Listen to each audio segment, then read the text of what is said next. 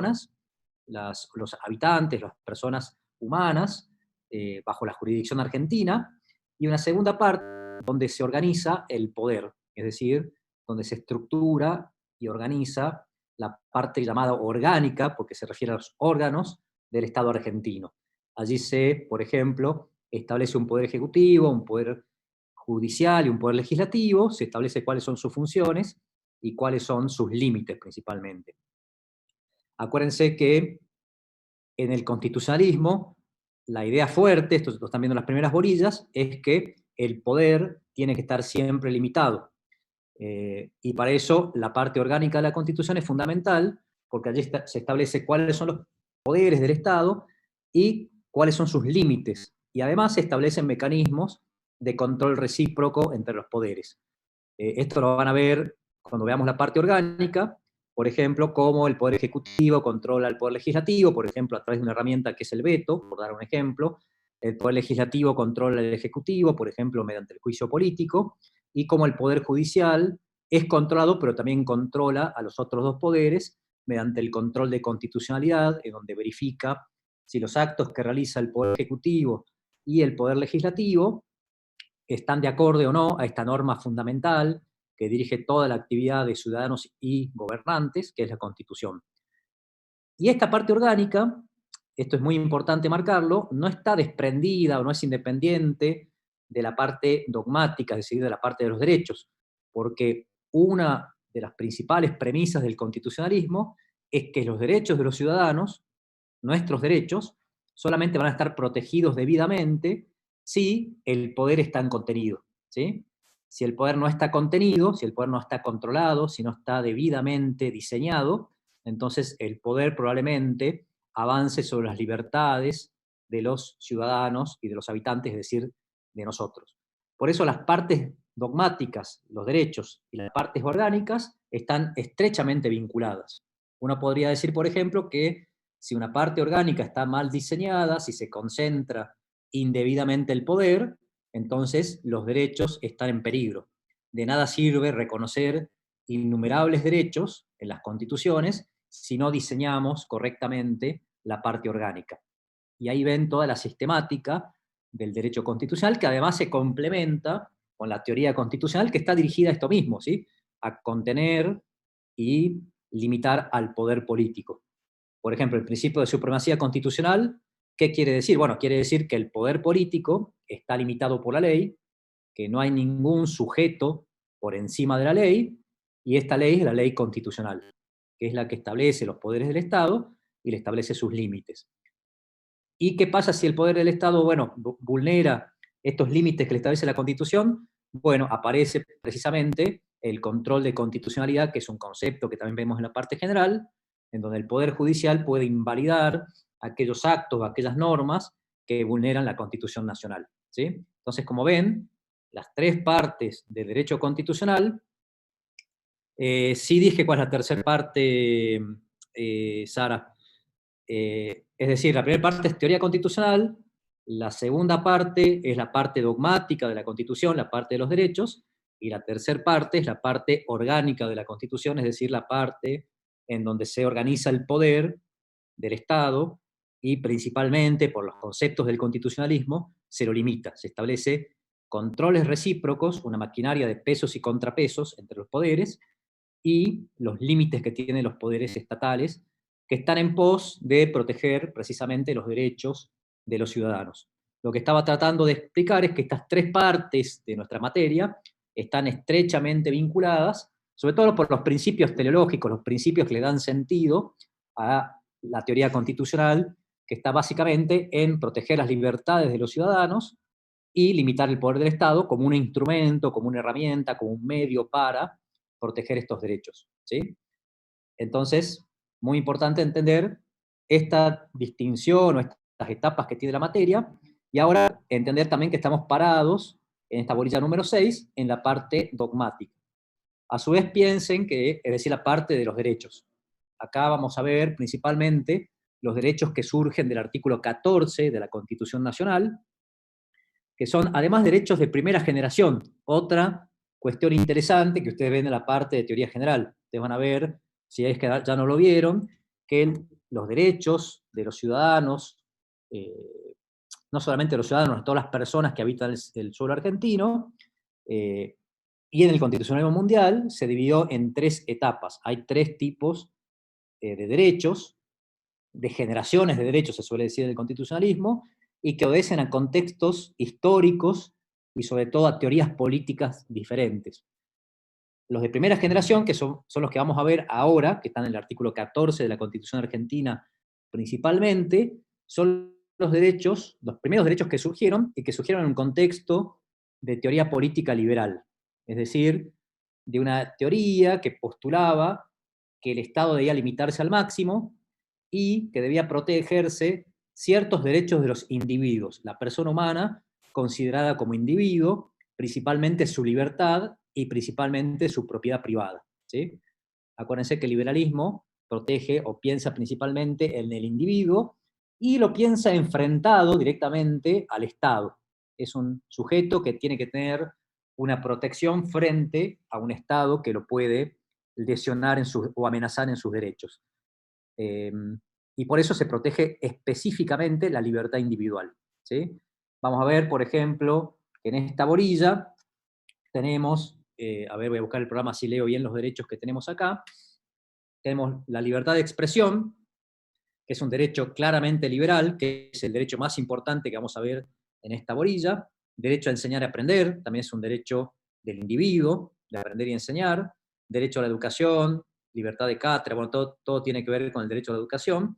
Derecho de petición, derecho de reunión, fíjense que son derechos de libre asociación, ¿sí? Es decir, son todos derechos que tienen que ver con el individuo principalmente enfrentado a otro sujeto que es el Estado. Tenemos derecho a expresarnos y nadie puede censurarnos, el Estado no puede censurarnos. Tenemos derecho a reunirnos y el Estado tampoco puede impedir esta reunión. Tenemos derecho a peticionar ante las autoridades cuando estimamos que alguna política o alguna actividad que está realizando el Estado es injusta o no está receptando ciertas demandas de los individuos. ¿Sí? Entonces son casi todos los derechos que vamos a ver en esta bolilla son de raigambre liberal de primera generación. Después ustedes van a ver que aparecen otros derechos que son los de segunda generación, que ya tiene que ver más con una visión más social, donde se supera, entre comillas, la idea del Estado liberal, del Estado gendarme, y aparece una idea del Estado social de derecho, un Estado que debe proteger ya no al individuo, sino a determinados grupos sociales que se han mostrado vulnerables frente a un ejercicio excesivo y absoluto de la libertad. Por ejemplo, los trabajadores que se habían visto afectados por una protección a ultranza de la propiedad privada, con condiciones indignas de trabajo, sin descanso, sin jornadas de trabajo limitadas, sin vacaciones pagas, etcétera, etcétera. Entonces, aparecen estos derechos sociales que protegen a grupos sociales vulnerables, que en nuestra Constitución están reflejadas actualmente en el artículo 14 bis, aunque surgen históricamente en la Constitución peronista de 1949, pero luego se recanalizan en el artículo 14 bis de nuestra Constitución, y después aparecen, no son motivo de esta clase, pero quiero que ustedes se ubiquen conceptualmente en la materia, los derechos de tercera generación. Ahí, Sara, ya voy a ir explicando derecho por derecho de lo que tenemos en esta bolilla, ¿sí? Simplemente estoy haciendo un paneo, un raconto, y los estoy tratando de ubicar en el programa de la materia, ¿sí? Ya vamos a ver específicamente qué quiere decir cada uno de los derechos que tenemos en esta bolilla, ¿sí? Así que quédense tranquilos que vamos a ir viendo punto por punto.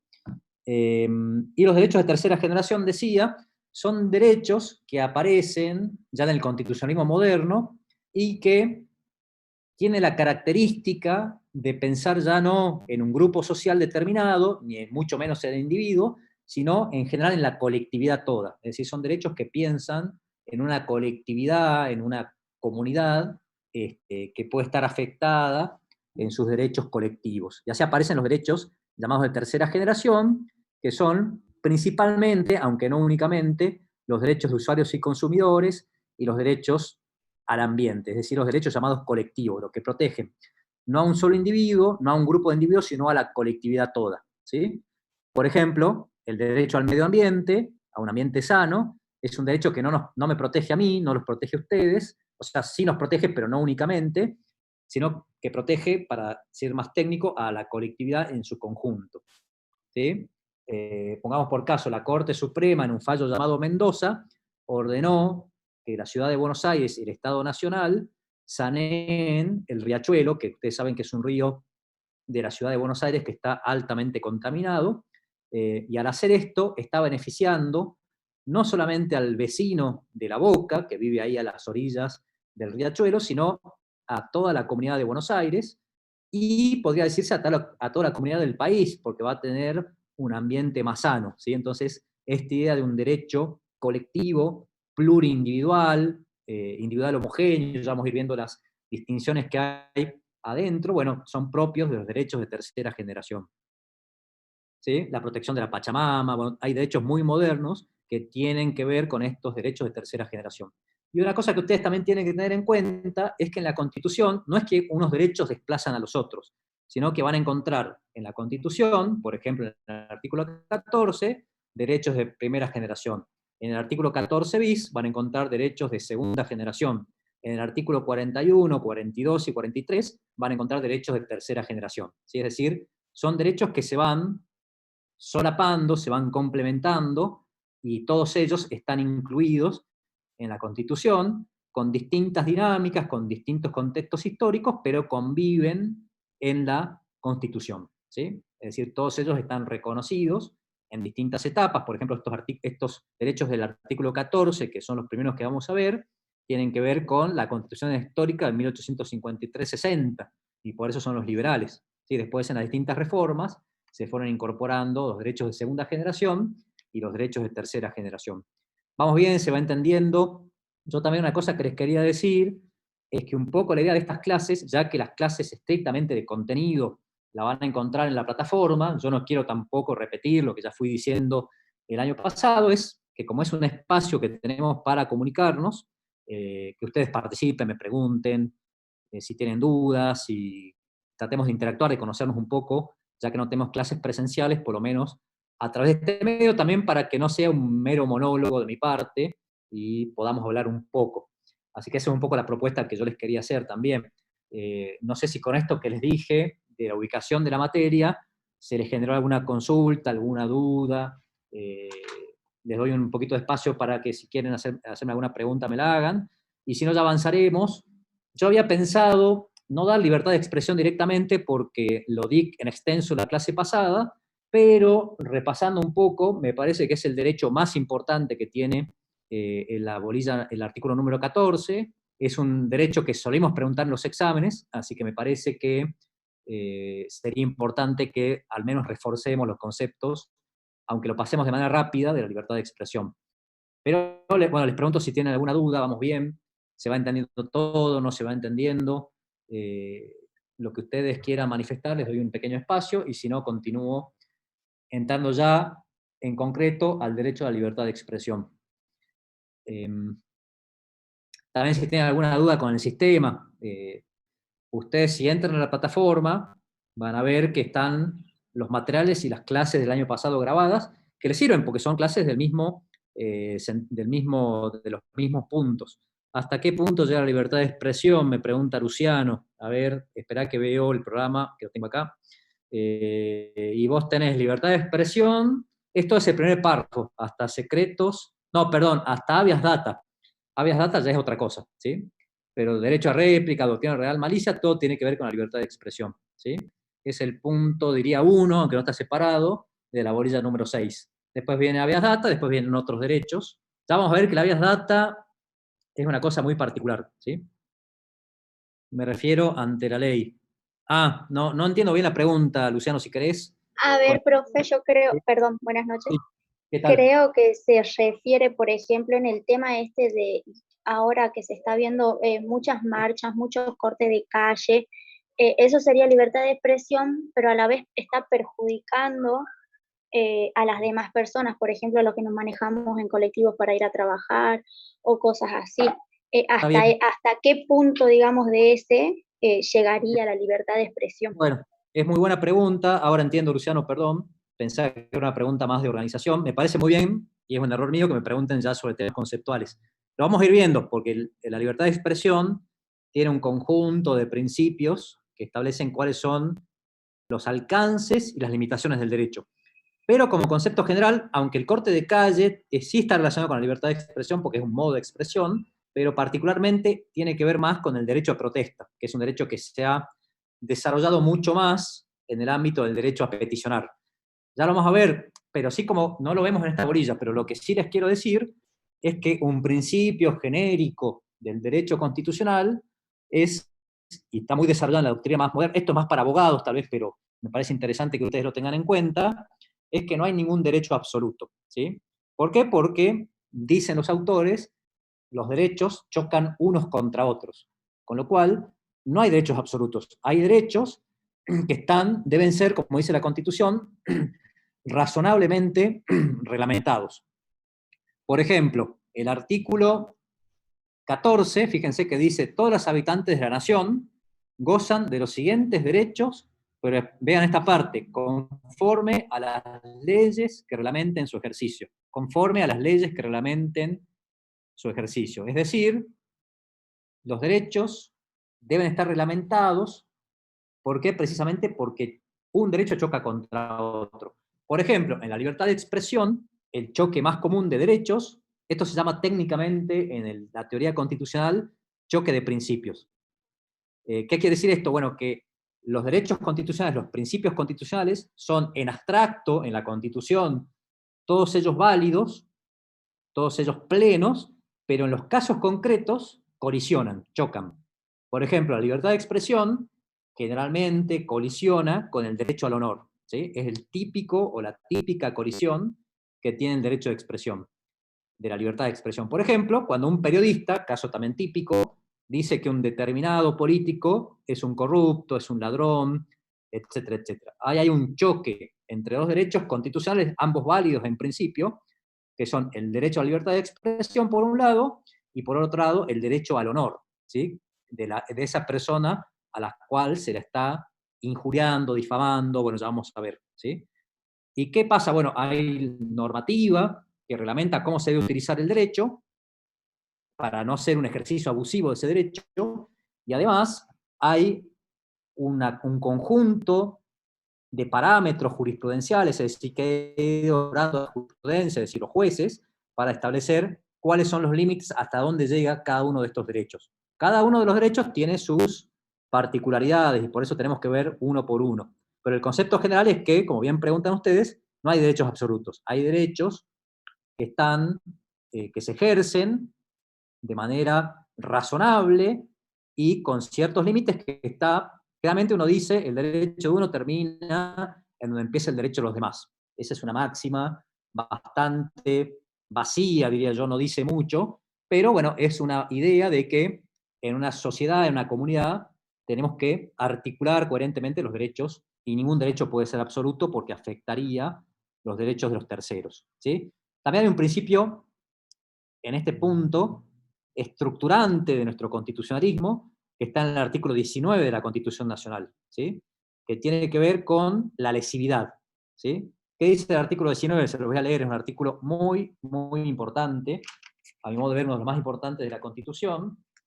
Fíjense qué interesante este artículo, dice, las acciones privadas de los hombres que de ningún modo ofendan el orden y la moral pública, ni perjudiquen a un tercero, muy importante, están reservados solo a Dios y exentos de la autoridad de los magistrados, ¿sí? Es decir, cualquier acto privado o cualquier acto que no siendo privado no afecte a un tercero, no puede ser bajo ningún punto de vista prohibido, ¿sí? Que es el principio de lesividad. Es decir, si yo no afecto con mi comportamiento a un tercero, nadie me lo puede impedir. El Estado ni ninguna norma me lo puede impedir porque si lo hace es inconstitucional. Ahora, si lesiona a un tercero, ahí sí el Estado puede empezar a intervenir, a reglamentar, regular y a establecer los límites de cada uno de estos derechos, ¿sí? Con la libertad de expresión se puede lesionar a terceros, claro que sí, cuando, por ejemplo, como dije recién, se habla mal, se difama a una determinada persona, ¿sí? Entonces vamos a ir viendo cuáles son los límites que jurisprudencialmente ha establecido, o normativamente en algunos casos se han establecido para la libertad de expresión en este caso. ¿Vamos bien? ¿Se va entendiendo? ¿Alguna duda?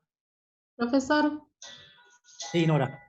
¿alguna opinión ahora que habló con esto de que cualquier acto que no afecte a un tercero, con lo que había sucedido por el tema este de la prohibición de la pandemia de reunirse y que el presidente se reunió con otras personas y que en su momento alegaron de que como no habían contagiado a nadie, no habían perjudicado a nadie, no tendrían por qué tener sanción? Ujú. Sí, sí, es un tema muy interesante y precisamente lo que argumenta la defensa del presidente Alberto Fernández es la falta de lesividad, ¿sí? Es decir, como no se dañó a ningún tercero, ese tipo penal sería inconstitucional. Es una linda discusión. Lo que pasa con ese tipo penal, bueno, ya me estoy desviando bastante, pero no importa, es una interesante pregunta, que es un delito de peligro abstracto. Es muy polémico porque un delito de peligro abstracto quiere decir que es un delito, el artículo 205, que es aquel que incumple disposiciones o normativas de la autoridad sanitaria para evitar la propagación de una pandemia, así dice el artículo 205 del Código Penal, simplemente se refiere a un incumplimiento de un dispositivo. No habla de que sea necesario producir un daño, una lesión, ¿sí? Un daño a un tercero. Y por eso se llaman peligros de delito abstracto, pues se considera que esa conducta es peligrosa, pero no se requiere un daño. Se discute la constitucionalidad, pero en general la doctrina penal ha entendido que es válido y lo ha sustentado en la lesión a la norma, ¿sí? Si bien no hay una lesión directa a un tercero, al lesionarse la norma se pone en entredicho el ordenamiento jurídico y con eso indirectamente se lesiona a terceros y más en un contexto de pandemia. Es una discusión, obviamente, y precisamente en esa discusión se puede alegar, como hizo la defensa del presidente Fernández, la violación del artículo 19, en cuyo caso se debería declarar la inconstitucionalidad, fíjense, ¿no? El alcance de la defensa, la inconstitucionalidad del artículo 205 y por ende en la misma herramienta que utilizó el presidente a través de decretos para implementar la pandemia y perseguir penalmente a un montón de gente que había incumplido sin contagiar a nadie. Por ejemplo, el remero, el famoso remero que salió a remar solo, sin posibilidad de contagiar a nadie, y lo único que estaba haciendo era violando la norma, la disposición sanitaria, ¿sí? Entonces, si para Alberto Fernández no hay lesividad, en el caso del remero mucho menos, ¿sí? Pero bueno, son discusiones interesantes que tienen que ver con el artículo 19, ¿sí? Este, Profe, Sí, disculpe, el ejemplo que quiero dar es sí, la libertad de expresión de los profesores. A sí. ellos los reprimió con la policía y cuando hubo corte sobre la calle San Martín, acá en Salta, no hicieron nada prácticamente. ¿Por qué surgió esa diferencia, digamos, entre la libertad de expresión de los No, no, profesores y la libertad se me de cortó, expresión de los se me paqueteros? cortó, no entiendo, no escuché bien el conflicto. Los docentes salteños, decís vos, que salieron a cortar las calles. Claro, los docentes Sí. salteños ¿Y qué que pasó? salieron a cortar las calles Sí, sin agresión alguna. Y cuando sí. los piqueteros salieron a cortar las calles, hubo un montón de conflicto y la policía no hizo prácticamente nada, digamos. ¿Por qué se aplicaron esos dos casos distintos y reaccionaron de distintas formas? Pero, para que no entiendo muy bien. O sea, vos decís que a los piqueteros reprimieron, a los docentes no. ¿Hubo represión policial de los piqueteros? La verdad que no sé. Por eso pregunto. No, fue al revés, los policías como que reprimieron a los Ah, profesores que estaban haciendo una protesta con expresión de libertad, pero a los piqueteros no, digamos. bueno, ya vamos a Ellos ver, no. pero en principio, precisamente, el corte de ruta, ya vamos a ver, porque ahí precisamente hay de vuelta una colisión de derechos. No es la libertad de expresión técnicamente, ¿no? Es el derecho a peticionar, el derecho a la protesta. ¿Tiene que ver con la libertad de expresión? Sí, tiene que ver, pero indirectamente. Pero hay un derecho de todos a circular. Y aparte, el corte total de la circulación está tipificado como un delito en el Código Penal. Obviamente que hay que hacerlo con mucho cuidado. Ahora vamos a hablar un poco de eso cuando veamos libertad de expresión. Eh, porque se está ejerciendo un derecho muy importante, que es el de peticionar, y hay distintas visiones, pero técnicamente, jurídicamente, está habilitado, estaría habilitada la policía, que se está cometiendo un delito, a despejar las vías de circulación. Técnicamente es así, la ley lo habilita, ¿sí?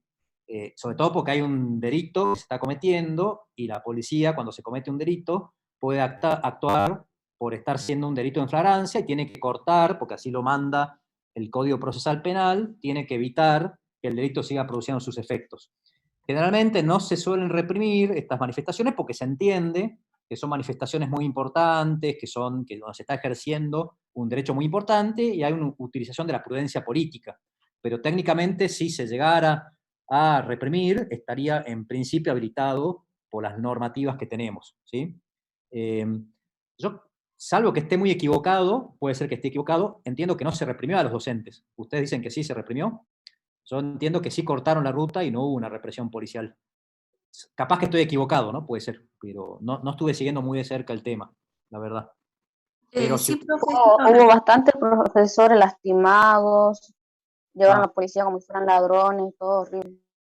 bueno, eso estaría mal, digamos, desde el punto de vista de otro principio constitucional, que es igualdad, digamos, que se reprima a unos y no se reprima a otros, se estaría aplicando la ley de manera desigual y se estaría afectando el principio constitucional del artículo 16. En ese caso habría que preguntarles a los que dieron la orden por qué a unos sí y a otros no, ¿sí? Porque parecería ser que es una actitud discriminatoria, ¿sí? Y que vulnera el artículo 16 de la Constitución Nacional. Digamos, si van a aplicar la ley, se tiene que aplicar a todos por igual.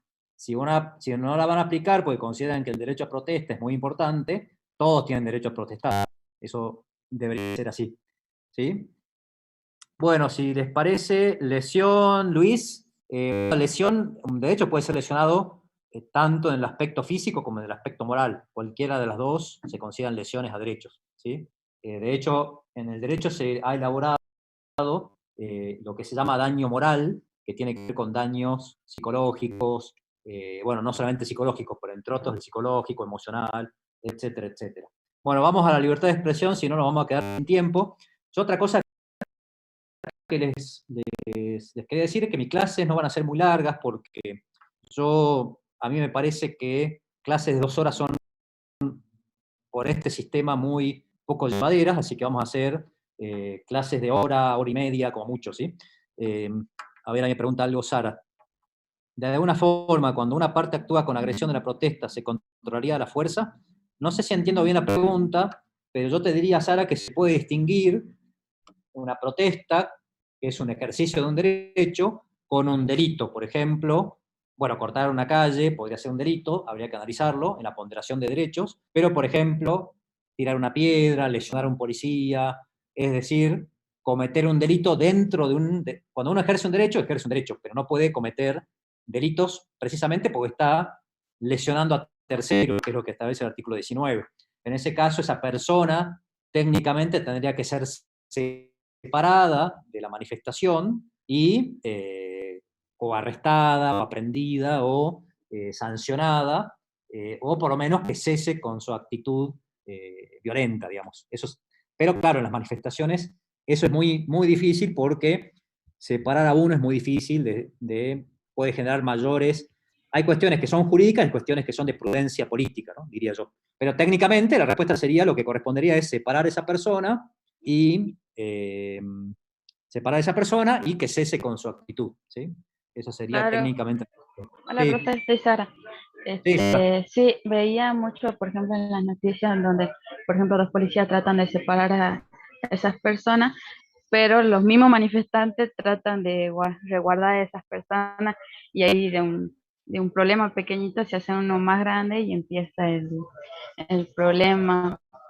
Claro. No sé hasta qué punto fueron los manifestantes actuar con agresión y los policías tratar de no actuar de más, digamos, y hacerlo más grande el problema de lo que ya es, digamos. Claro, por eso le digo, es una cuestión ya que escapa a lo jurídico, y es una cuestión de prudencia política, de quién está dirigiendo el procedimiento, del ministro que está a cargo, que diga, bueno, si no hay tanta violencia, dejemos ahí la cosa porque puede ser peor.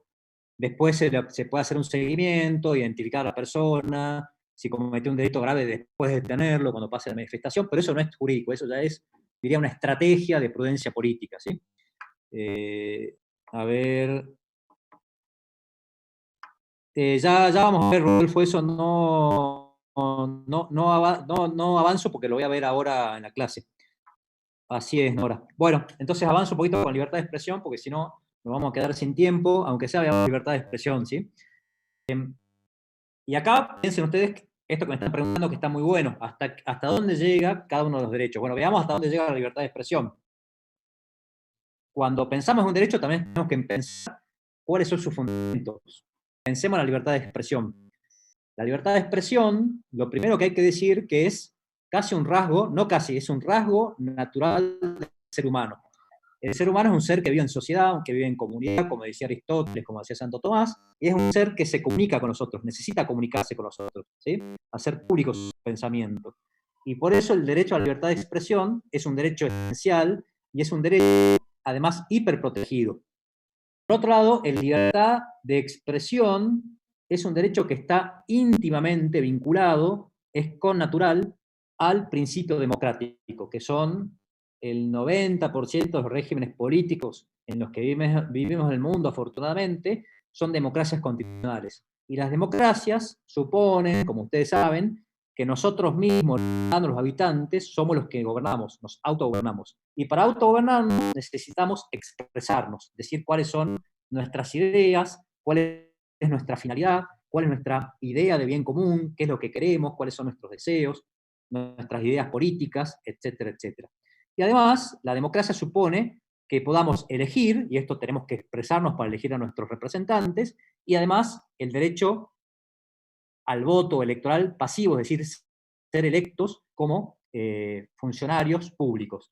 Y para ser electos como funcionarios públicos también tenemos que tener este derecho a expresarnos, decir cuáles son nuestras ideas, tratando de convencer a la población para que nos elija, ¿sí? En nuestra Constitución, bueno, y por eso, esto es importante, es un derecho que tiene una protección muy fuerte. Y por eso ustedes van a ver que es un derecho que tiene pocas limitaciones, ¿sí? Es un derecho que no, por las cuestiones estas que les estoy indicando yo, los sustentos, los fundamentos, que en principio está muy protegido, más protegidos que otros derechos, ¿sí? En nuestra Constitución, hay que decir que desde el 53-60, es decir, muy antiguo, tenemos regulada la libertad de expresión de una manera más o menos indirecta en el artículo 14 y en el artículo 32, ¿sí? El artículo 14, ahora se los leo, dice, como le dije en la primera parte, gozan todos los habitantes de los siguientes derechos conforme a las leyes que reglamentan su ejercicio, a saber, y ahí enumera una serie de derechos de primera generación, y en una parte dice publicar las ideas por la prensa sin censura previa, ¿sí? Publicar las ideas por la prensa sin censura previa. Acuérdense que en el 60, donde se estableció esta cláusula, el artículo 14, se estaba pensando en que el único medio que tienen las personas para expresarse es la prensa, ¿sí? La imprenta en ese momento. Actualmente se entiende que cualquier medio, por ejemplo, redes sociales, radio, televisión, internet, etcétera, etcétera, son medios aptos para expresarnos sin censura previa, ¿sí? Y luego el artículo 32, que también se los leo, de la misma época, dice: el Congreso Federal no dictará leyes que restrinjan la libertad de imprenta o establezcan sobre ella jurisdicción federal. Es decir, también no se puede restringir la libertad de imprenta, porque era la única forma de expresarse de aquel momento, pero actualmente por una interpretación dinámica se entiende que no se puede restringir la libertad de expresión. ¿Cómo se podrá restringir la libertad de expresión? Con la censura previa. Es decir, antes de que se publique una idea, revisarla, controlarla y eventualmente censurarla, es decir, no dejar que se publique. Eso está prohibido, ¿sí? La libertad de expresión no admite, en principio, con alguna pequeña excepción que ya vamos a ver, censuras previas. Y luego en el artículo, en la reforma de 1994, incorporó este artículo que se los voy a escribir acá porque es sumamente importante, 75, inciso 22, ¿sí? El artículo 75, inciso 22, revolucionó nuestro derecho porque incorporó, no sé si ya lo vieron, pero es muy importante, incorporó al derecho interno lo que se llama el bloque de convencionalidad, es decir, incorporó tratados internacionales de derechos humanos a los cuales le dio jerarquía constitucional. Entre ellos, el llamado Pacto de San José de Costa Rica, que es la Convención Americana de los Derechos Humanos, donde establece específicamente la libertad de expresión en sus artículos 13 y 14.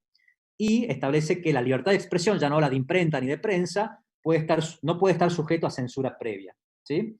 Y nos habla de libertad de expresión y de pensamiento, ¿sí? Entonces, la libertad de expresión vendría a ser entonces la libertad de difundir por cualquier medio nuestros pensamientos, nuestras ideas, cualquier expresión que queramos manifestar, sin censura previa. Nadie nos puede censurar previamente a manifestarnos, a decir nuestra palabra, ¿sí? Y otra cosa muy importante, voy bastante rápido por el tiempo, es que la censura previa, que es esto que está prohibido dentro del ámbito de la libertad de expresión, puede tener un sentido restringido y un sentido amplio. Este sentido amplio es más moderno. El sentido restringido es esto que yo decía, que se revise, que no se publique de una lo que manifestamos, sino que haya una revisión previa de alguna autoridad y que esta autoridad decida si se publica o no se publica, ¿sí? Eso está prohibido en sentido estricto. Pero también está prohibido modernamente, y esto se ha incorporado también en el Pacto de San José de Costa Rica, lo que se llama censura indirecta. ¿Qué es la censura indirecta? Todo aquello, dice la Corte Interamericana de Derechos Humanos, que directa o indirectamente dificulta de manera extrema la publicación de las ideas, ¿sí? Un ejemplo típico, que hay ya jurisprudencia en nuestro país y también en distintos países del mundo, es la pauta oficial otorgada de manera discriminatoria. Ustedes saben que los gobiernos difunden sus actividades, que esto tiene que ver con la transparencia de los actos de gobierno a través de los medios, y para hacer la difusión de sus actividades pagan una pauta oficial a los medios. Muchos medios, lamentablemente, en Argentina, en Salta, viven de la pauta oficial. ¿Y qué pasa con la pauta oficial? Bueno, muchas veces se utiliza para callar, para presionar a medios de comunicación que podrían ser opositores o críticos al gobierno. Entonces, ¿qué ha dicho la Corte Interamericana y qué ha dicho la Corte Argentina en dos precedentes que son Río Negro y Perfil? Es que la pauta oficial no puede utilizarse de manera discriminatoria contra, es decir, quitando la pauta o reduciendo la pauta a medios periodísticos que son críticos del gobierno para callarlos, porque es una forma indirecta de censura, ¿sí? ¿Se entiende esto que les estoy diciendo o no? Porque es importante que lo entiendan. También podría ser, por ejemplo, otro tipo de censura indirecta, establecer grandes dificultades, por ejemplo, legislativas, para que se pueda instalar una radio, una red social, ¿sí? Eso también podría ser, habría que analizar el caso, pero podría ser una especie de censura indirecta, ¿sí? Entonces eso está completamente prohibido por el derecho a la libertad de expresión.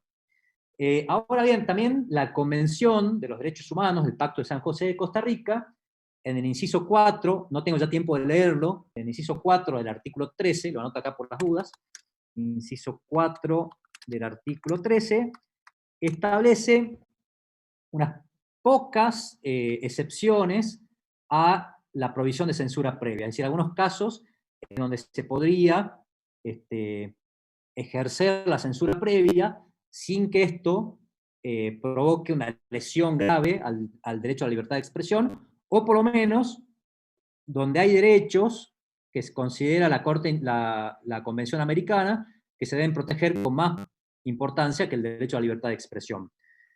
¿Qué dice el artículo 13? Bueno, que se podría ejercer cierta censura previa sobre los espectáculos públicos para la protección de la moral, de la infancia y de la adolescencia, ¿sí? Por ejemplo, cuando por algún motivo algún espectáculo público podría afectar a niños, adolescentes, por ejemplo, porque tengan escenas pornográficas, escenas de violencia explícita, etcétera, etcétera, podría haber una censura en el sentido que no se le deje asistir a esos niños, que de hecho ustedes ven que esto sucede, por ejemplo, en los cines, a ese tipo de espectáculos públicos, en protección de estos grupos que se consideran más vulnerables, ¿sí? El inciso 5, también del Pacto de San José de Costa Rica, inciso 5, de la ley del artículo 13, si seguimos en el mismo artículo, también establece que podría haber un exceso en la libertad de expresión y por eso se prohíbe. Fíjense que dice toda propaganda a favor de la guerra, la apología del odio nacional, racial o religioso que constituyan incitaciones a la violencia, ¿sí? Entonces, también podría censurarse expresiones que tengan que ver con la incitación a la violencia, con el odio racial, con el odio religioso, etc. ¿Sí? Podía estar admitida, de acuerdo a la legislación interna de cada Estado, algunas expresiones de esa índole, aunque siempre con alguna tensión y alguna polémica, ¿sí? No podría decir, como ya vamos a ver que lo dijo la jurisprudencia norteamericana, incluso aquellas expresiones más desagradables y más complejas deberían estar admitidas en las democracias plurales que somos, ¿sí? Vamos bien, se va entendiendo. La verdad que no sé, Joana, digamos, si hubiera algún dibujo animado que no fuera para niños, es decir, con escenas de alto contenido sexual o de alto contenido de violencia, podría ser el caso. Podría ser un caso que se pueda censurar para el público protegido, ¿no? Pues acá de vuelta, lo que está haciendo la norma es ponderando, es ante una colisión de derechos de los niños y de los adolescentes y la libertad de expresión, se inclina por la protección de los niños, ¿sí? Y cede el derecho a la libertad de expresión cuando colisionan estos derechos, ¿sí? Siempre, acuérdense, en los derechos está este tema de colisión. Como ustedes me preguntaban también, ¿qué hacemos cuando nos cortan la calle y están vulnerando la libertad de circulación? Bueno, hay que ponderar, hay que ver qué debe prevalecer en ese caso, ¿sí? A ver, me están preguntando algo, Pedro. En mi ciudad los supuestos periodistas locales abusan de la libertad de expresión y se agarran con el actual intendente. Bueno, eso estaría habilitado, Luis, dentro de lo que se llama libertad de expresión. Vamos a ver las pautas que tiene la libertad de expresión, pero el escrutinio que se ha establecido es que cuando la persona sometida a crítica es un funcionario público, tiene que aguantársela, para decirlo en términos muy llanos, porque él se ha puesto en un lugar de escrutinio público, en un lugar representativo, y tiene que ser permeable a la crítica, ¿sí? Aunque sea despiadada. Ya vamos a ver que existen algunas limitaciones, pero en principio, y ahí aparece la doctrina de la real malicia, que ya la vamos a ver, ¿sí? La doctrina de la real malicia. Pero, en principio, un funcionario público debe soportar la crítica, aunque ésta sea despiadada, ¿sí? Ahora, no está protegido para la libertad de expresión, insultos, ese tipo de cosas, no, y eso ya hay jurisprudencia también, pero sí la crítica. Si uno critica, incluso con información falsa, ya vamos a ver qué pasa con información falsa. El Pacto de San José de Costa Rica es la Convención Americana de los Derechos Humanos, que tiene jerarquía constitucional. Bueno, sigo porque veo que hay mucho intercambio ahí, pero me voy a demorar mucho si me pongo a leer. Yo traje acá, bueno, lo voy a pasar muy rápido. Lo que quería marcar es la diferencia.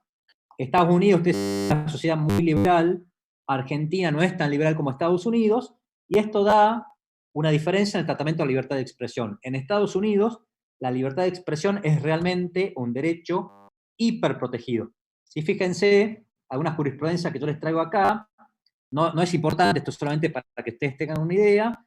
Ya en 1919, es decir, hace muchísimo tiempo, en un caso que se llama Brahms, se permitió piensen que estamos en Estados Unidos, enemigo acérrimo de Rusia, que inmigrantes rusos, que eran socialistas y anarquistas, distribuyeron en ese momento panfletos que avalaban y apoyaban la Revolución Rusa, y la Corte de Estados Unidos, en este caso en disidencia, sostuvo que estaban habilitados para la libertad de expresión a hacer ello, ¿sí?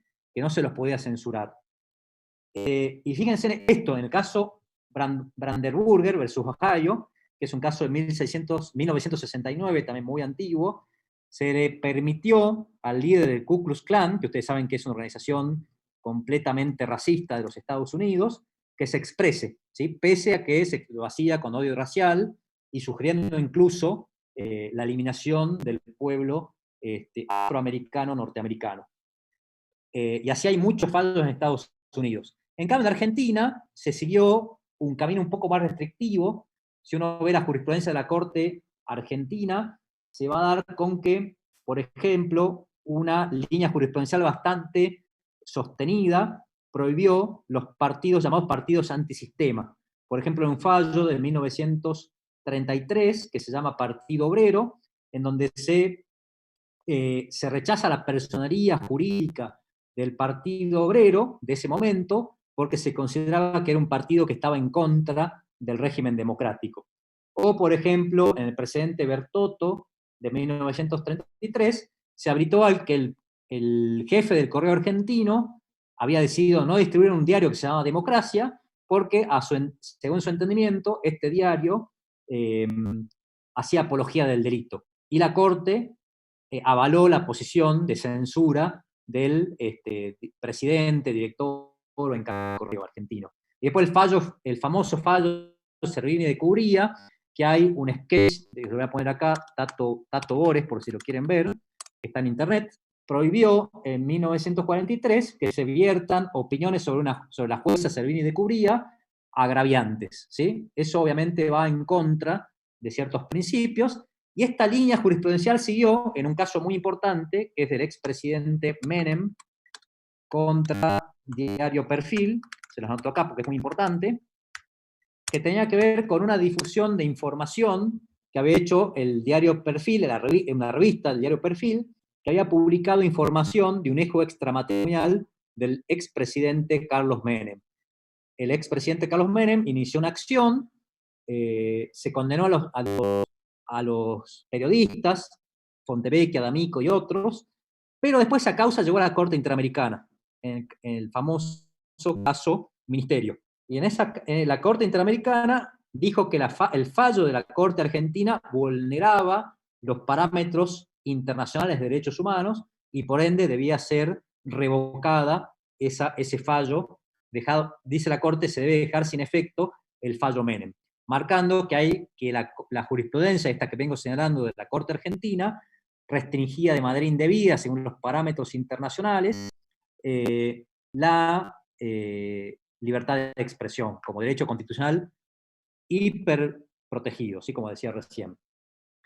¿Qué pasa con la libertad de expresión? ¿Quiere decir esto que uno puede decir cualquier cosa? No, no quiere decir que uno pueda decir cualquier cosa. O sea, sí, uno puede decir cualquier cosa, pero esto no quiere decir que decir cualquier cosa no genere responsabilidades ulteriores, ¿sí? Es decir, lo que no puede pasar es que se censure previamente la opinión de una determinada persona, pero si esa opinión es difamatoria, es injuriante, es agraviante, la persona agraviada puede luego exigir responsabilidad tanto penal, si la conducta tipifica un delito, o responsabilidad civil por daños y perjuicios, ¿sí? Entonces, no se está diciendo con esto que se puede decir lo que se está diciendo básicamente es que se puede decir cualquier cosa sin censura previa. Pero, posteriormente, si uno se excede, si uno hace un ejercicio abusivo de la libertad de expresión, tendrá que enfrentar las responsabilidades que su expresión haya generado en los distintos ámbitos de responsabilidad, ¿sí? Y así aparecen los juicios, daños y perjuicios. Y esto es lo que también la Convención Americana de Derechos Humanos, en el artículo 13, inciso 2, que es el artículo que estamos viendo, marca, que es el derecho a la reputación, a la seguridad, salud y moralidad de la nación, ¿sí? Por ejemplo, si uno dice manifestaciones que son sediciosas, que incitan a la violencia, después tendrá que dar las responsabilidades ulteriores, sin censura previa, pero sí las responsabilidades ulteriores, sean penales o civiles, que su expresión haya causado, ¿sí? ¿Vamos bien? ¿Se va entendiendo? Bueno, Alejandro, eso también se va un poco del tema, porque de vuelta estamos hablando del derecho a la protesta, pero, digamos, si un manifestante golpea a la policía, está cometiendo un delito en flagrancia y puede ser ciertamente reducido por la fuerza, ¿sí? Eso está habilitado por el Código Procesal Penal, por todos los códigos procesales penales. Yo diría que usar las armas, bueno, habría que ver qué tipo de armas. Siempre el ejercicio de la fuerza tiene que ser racional, ¿no? No puede ser desproporcionado. Si no, estaríamos también abusando del derecho de la fuerza, ¿no? El abuso de autoridad. Y el ejercicio abusivo de la fuerza también es un delito, ¿sí? Así que hay que tener cuidado. Digamos, la idea, nos estamos yendo bastante de tema, pero sería que las fuerzas de seguridad utilicen la fuerza estrictamente necesaria para evitar que el delito se consume o quede impune, ¿sí? Reducir a la persona, poner esposas, lo que fuera, ¿sí? Lo que fuera necesario, es decir, lo que llama ejercicio racional de la fuerza, precisamente, ¿sí?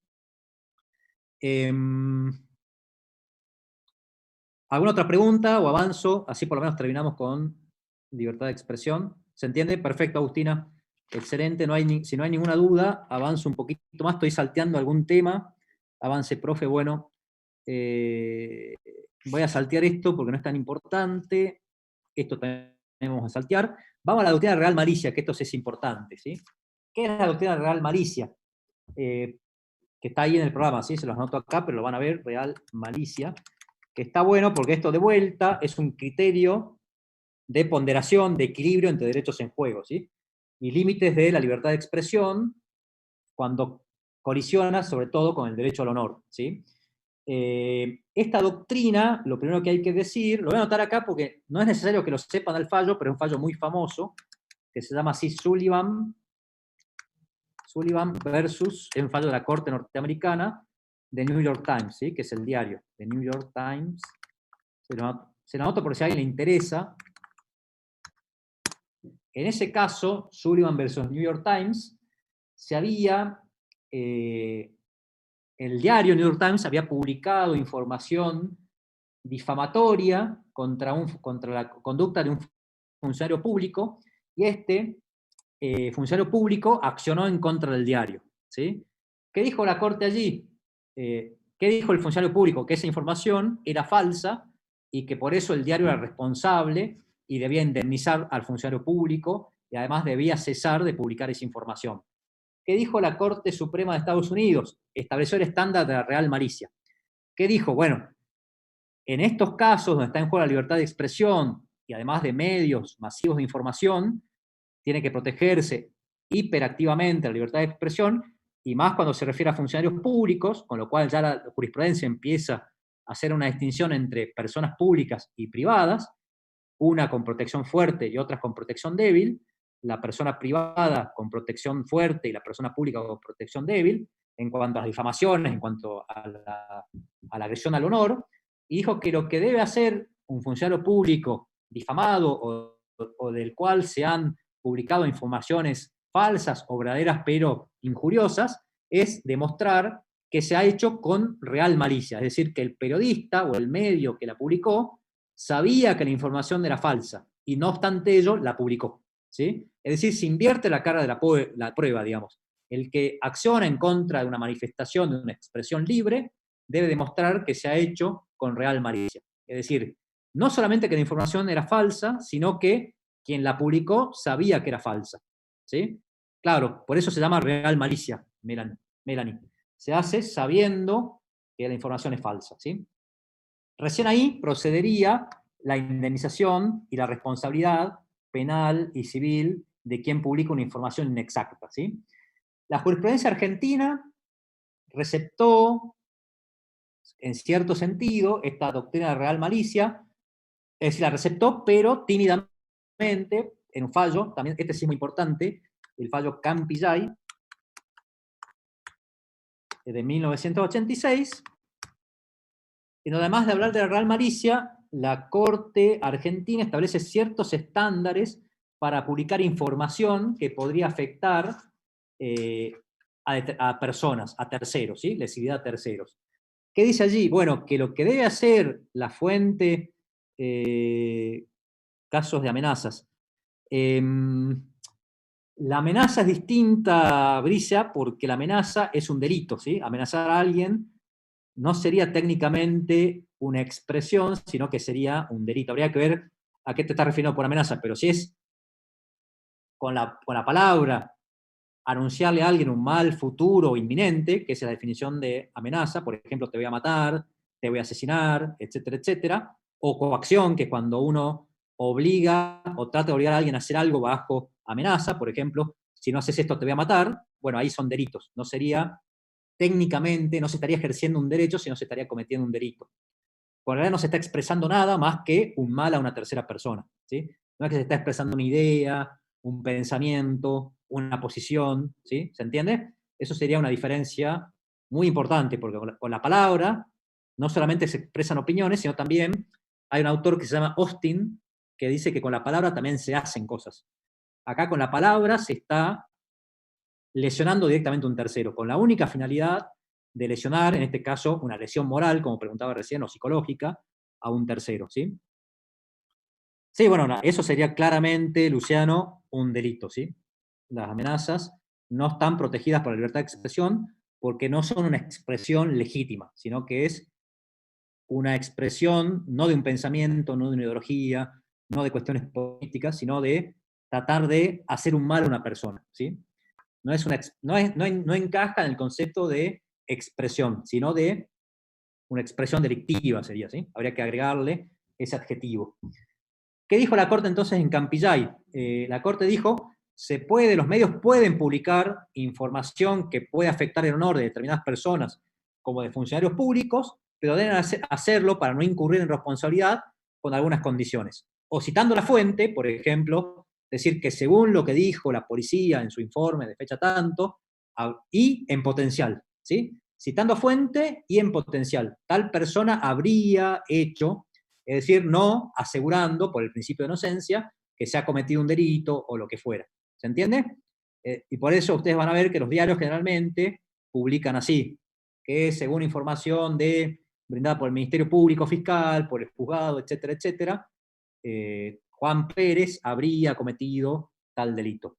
Si no lo hacen de esa manera, entonces incurren en responsabilidad por haber lesionado el honor de la persona, ¿sí? Y otra opción que da la jurisprudencia en Campillay es quitar los datos, no me sale la palabra, pero volver anónimo al autor, a la persona de la cual se está hablando. Por ejemplo, el funcionario habría, o un funcionario habría cometido, o un funcionario sería tal cosa, ¿sí? ¿Por qué sería una manipulación, Agustina? Por favor, si podés explayarte. Porque no sé si entiendo bien la pregunta.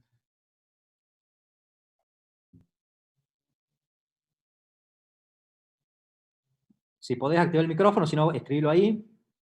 Anonimizado, creo que está bien así, Gabriel, gracias.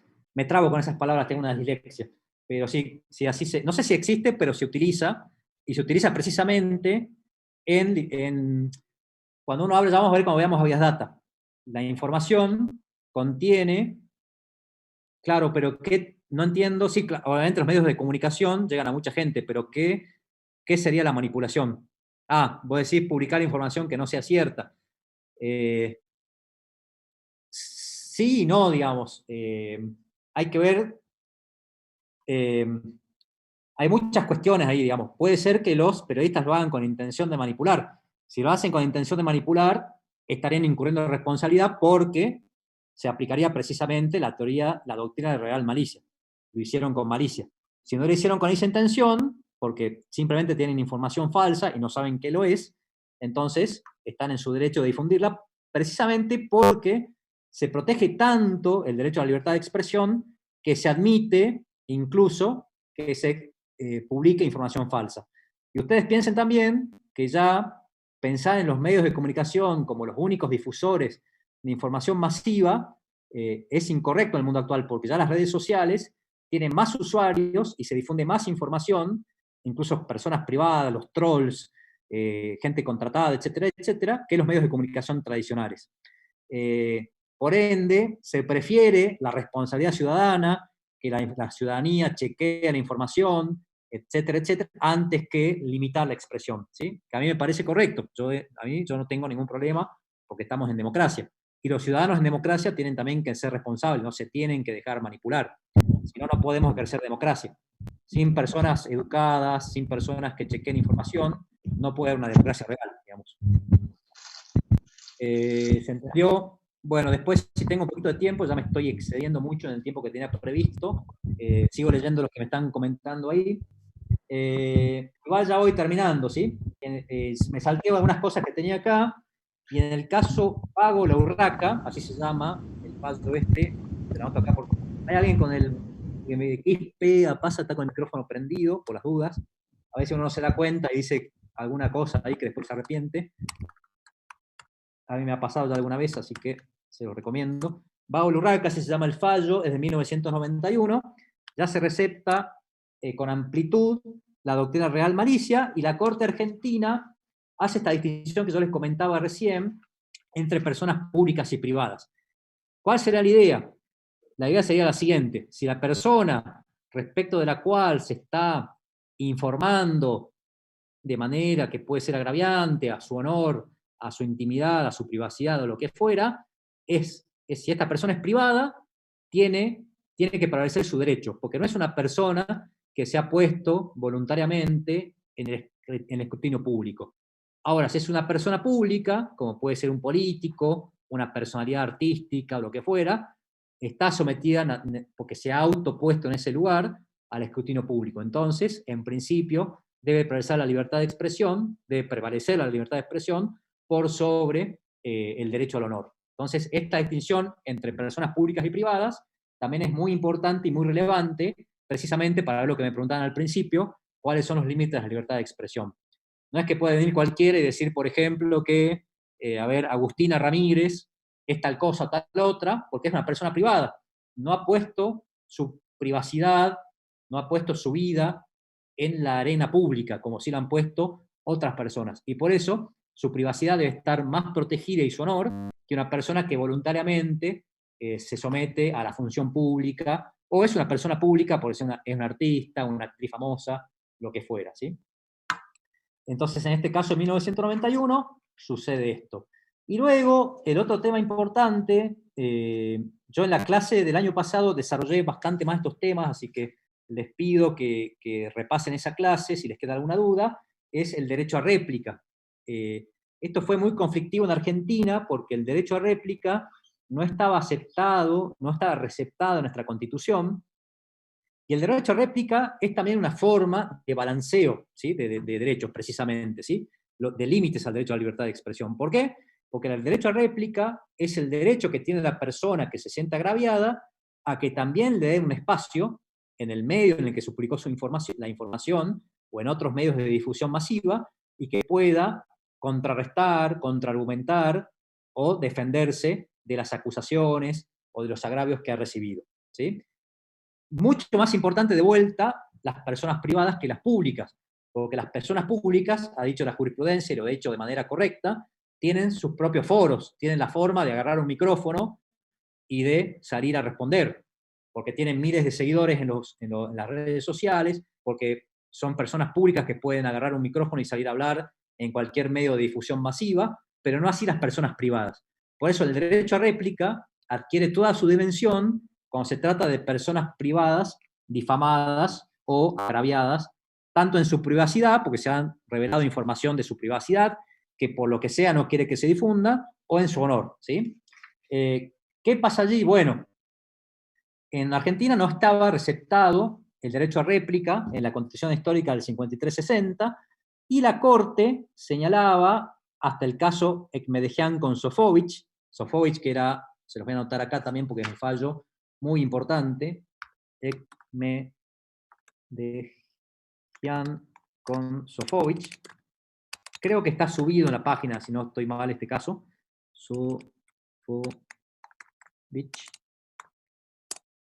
Sofovich, que es un caso de 1992, ¿sí? En este caso, ¿qué pasaba? Había habido en el programa de Sofovich, que era, no sé si ustedes lo conocen porque muchos de ustedes deben ser jóvenes, era una persona muy importante, muy famosa, que tenía un programa de televisión visto por millones de argentinos, y había habido un escritor que se llama Dalmacio Sanz, que había en su programa realizado expresiones bastante, digamos, agresivas contra la fe católica, porque hablaba, por ejemplo, de la virginidad de la Virgen María, y hacía expresiones completamente inaceptables para el culto católico. Entonces, Ekmedejian, que era un profesor de Derecho Constitucional católico, pidió derecho a réplica en representación del grupo de católicos. Sofovich no se la dio, y la Corte indicó que por el Pacto de San José de Costa Rica, que establece el derecho a la a réplica, debe dársele un espacio en el mismo programa y el mismo tiempo que tuvo el agresor para poder hacer el descargo, ¿sí? Entonces se aceptó por primera vez jurisprudencialmente el derecho a réplica. Y luego en 1994, de vuelta por imperio del artículo 75, inciso 22, se incorporó específicamente el derecho a réplica porque el Pacto de San José de Costa Rica adquirió jerarquía constitucional y con ello se incorporó indirectamente a nuestra Constitución como un derecho constitucional y convencional específicamente regulado. Bueno, hasta acá llegaría entonces básicamente las líneas de la libertad de expresión. Ahora les doy un espacio, pues ya son casi las 10, para que me hagan preguntas, y la clase que viene vamos a terminar rápidamente con esta bolilla número 6. Un médico, Noemí, yo diría que no, salvo que sea un médico que atienda, que sea un servidor público, por ejemplo, que opere en hospitales públicos, pero en principio el médico es una persona privada que ejerce una profesión como cualquier otra, una profesión liberal o relación de dependencia, como puede ser un abogado, y el policía sí es un servidor público, el policía sí porque es un funcionario público. Ejemplos son cualquier funcionario público, sobre todo y principalmente los funcionarios electos, ¿sí? Porque son nuestros representantes. Por ejemplo, el gobernador, el vicegobernador, los legisladores, los concejales, los intendentes, presidente, vicepresidente. Esos son los que más o los que menos pueden alegar agresiones a su privacidad y agresiones a su honor. ¿Por qué? Porque están sometidos a la crítica democrática, ¿sí? Y limitar a un ciudadano, por ejemplo, que hace una crítica a un funcionario público, es en la ponderación, en el choque de derechos, bastante complicado en esquemas o en contextos democráticos. Piensen que precisamente los estados autoritarios, básicamente, yo diría, se definen porque no permiten la disidencia, no permiten otras opiniones, no permiten la crítica al gobernador de turno. Por eso es un derecho que debe estar, y a mi modo de ver, de manera muy correcta por la jurisprudencia, como la jurisprudencia lo dice, con una hiperprotección, una protección más fuerte que cualquier otro derecho. Eso es lo que distingue una sociedad democrática de una sociedad autoritaria, ¿sí? Chicos, ¿tienen preguntas, dudas? Los escucho si quieren activar el micrófono. Si quieren activar la cámara también para mí es mejor, porque los veo, pero bueno, si no quieren, voy a respetar su derecho a la privacidad y no les voy a pedir que la activen obligatoriamente. Ahí, Sabrina, ustedes saben que no, yo les puedo decir lo que pasó el año pasado. El año pasado decidimos, con todas las complejidades de la pandemia y todo lo que tuvimos, no tomar parcial, directamente tomar el final. Pero eso yo les pido que le pregunten específicamente al profesor Domínguez, que es el encargado de la cátedra, que es el que va a terminar definiendo si se va a tomar parcial o no, ¿sí? Alex, no te preocupes que acá yo también soy feo y me animo acá a estar en la cámara. Profe, disculpe, ¿de dónde sí. se podrían estudiar las bolillas para poder presentarnos al final? Porque en la plataforma no aparece casi ningún libro. En el programa están los libros, ¿no? Están indicados los libros de la materia, están en la biblioteca, así que en realidad cualquier libro clásico de Derecho Constitucional les sirve a ustedes para estudiar. Vidal Campos, Videgain, Fontán Balestra no, perdón, estoy hablando de un derecho penal. Videgain, Vidal Campos, Banossi, Aro, Ricardo Aro, cualquier libro de Derecho Constitucional. Igual en el programa van a ver que hay bibliografía, ahí está la bibliografía indicada. Y si hay material, nosotros hemos subido material, bastante diría yo, hay material subido. Por ejemplo, yo en esta clase me tomé el trabajo de escribirla y de subirla el año pasado. Sobre todo nosotros lo hicimos a eso cuando estaba completamente cerrado y los chicos no tenían acceso a la biblioteca, ¿sí? Actualmente sí hay acceso, así que les recomiendo que... También había en algún momento algún material que algunos chicos conseguían en la librería, en la biblioteca, en la fotocopiadora creo, que era un compilado donde estaban todas las unidades de la materia.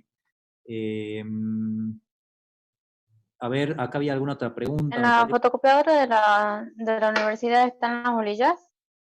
Deberían preguntar. Yo lo que les puedo decir que en otros años, chicos que cursaban la materia me mostraron que habían comprado en la fotocopiadora un compendio que en su momento había hecho el profesor Carranza, que era el titular de cátedra histórico, y que estaba bastante bien, que era un compilado de distintos libros, digamos, ¿no? Donde estaba toda la materia. Pero como les digo, cualquier libro que contenga la materia, cualquier libro clásico, cualquier manual, ni siquiera les pido un tratado. Busquen algún manual de derecho constitucional, que en la biblioteca hay varios, y con eso es suficiente, digamos. Si tienen alguna duda, nos preguntan si ese libro está bien o está mal. Tiene que ser posterior al 94, ¿sí? Porque el 94 hubo una reforma muy importante. Esa es la única aclaración. Sí. Yo le quería hacer una consulta. ¿El derecho a réplica solamente abarca la forma de los políticos, digamos? ¿Solamente los políticos, los postulantes, o también las personas? Al contrario, digamos, yo diría que al contrario. Los políticos tienen derecho a réplica, pero el derecho a réplica está particularmente previsto para proteger a los ciudadanos particulares de cualquier agresión, cualquier información, incluso aunque no sea una agresión, incorrecta, falsa, falaz, o por cualquier motivo que uno se sienta agraviado, puede pedir la réplica ante el medio de comunicación en donde se haya expresado esa manifestación que la persona considera agraviante.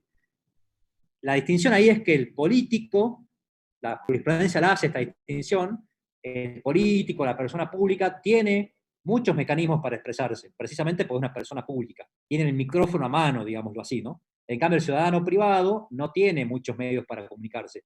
Entonces, se aplica con mucha más importancia cuando el agraviado, entre comillas, es la persona privada. Entonces, simplemente tiene que dirigirse al medio, pedir, ejercer su derecho, y el medio tiene que darle el espacio, necesariamente, ¿sí? Obligatoriamente, porque es un derecho constitucional, ¿sí? Y si se lo niega, va a la justicia, y la justicia va a obligar al medio, como hizo en el caso de Medellín con Sofovich, a que le dé el espacio correspondiente, ¿sí? Para que pueda defenderse, argumentar, aclarar lo que quiera, ¿sí? Expresar lo que quiera, ¿sí? Que se invierte la carga de la ¿Me puede decir un ratito la parte de la doctrina malicia, la definición? De real malicia, bueno, la real malicia, como yo les decía recién, es una doctrina que limita la responsabilidad de las expresiones que se efectúan principalmente a través de medios periodísticos y respecto de funcionarios públicos.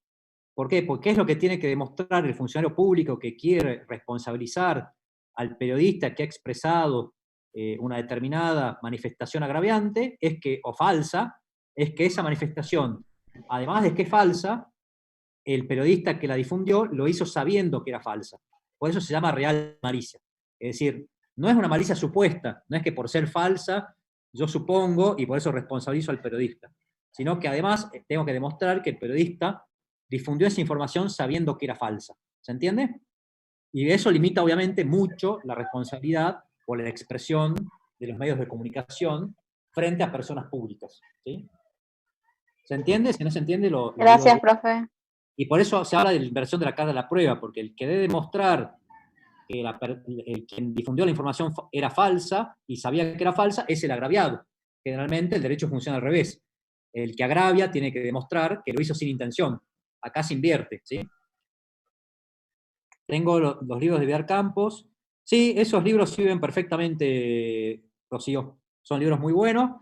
Vidal Campos es un clásico de la materia. Y la Constitución Reformada ya es de posterior de 1994, así que está perfecto. Son libros que sirven perfectamente. ¿Sí? ¿Alguna otra pregunta, chicos?